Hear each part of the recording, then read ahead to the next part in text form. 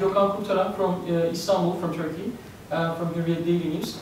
We mentioned about the sovereignty debt and banking sector fragility. And the second part is actually something that that is not that much known. Can you give a bit more detail about that? Like, are we also waiting a second wave from Greece for that? As regards banking sector fragility is in fact rather well known for quite some time that not in all, but in some European countries there are smaller or larger pockets of vulnerability.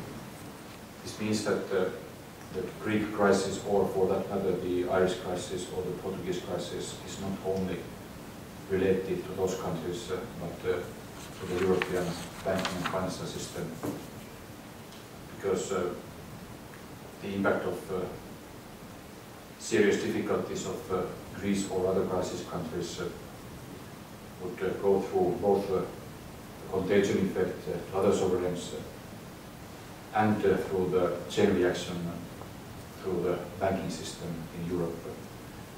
And that's why you have to, in a way, work in both ends of the chain. You have to try to resolve the sovereign debt crisis in Greece, where Greece has, of course, the prime responsibility. And at the same time, you have to complete the financial repair in order to have a healthy and resilient banking system in the rest of Europe. And the second thing is, also in the written statement, it says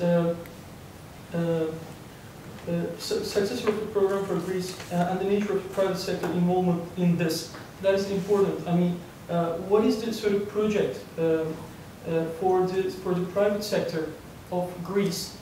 As regards private sector involvement in Greece, this is a matter of very intensive discussion. This is the bone of contention in the Eurogroup among the Euro area finance ministers, and I expect that there will be convergence of views so that we can agree on a voluntary arrangement which will not create a credit event, which is the jargon of the legal jargon of the financial markets, which means basically that it will not trigger such kind of negative ramifications which would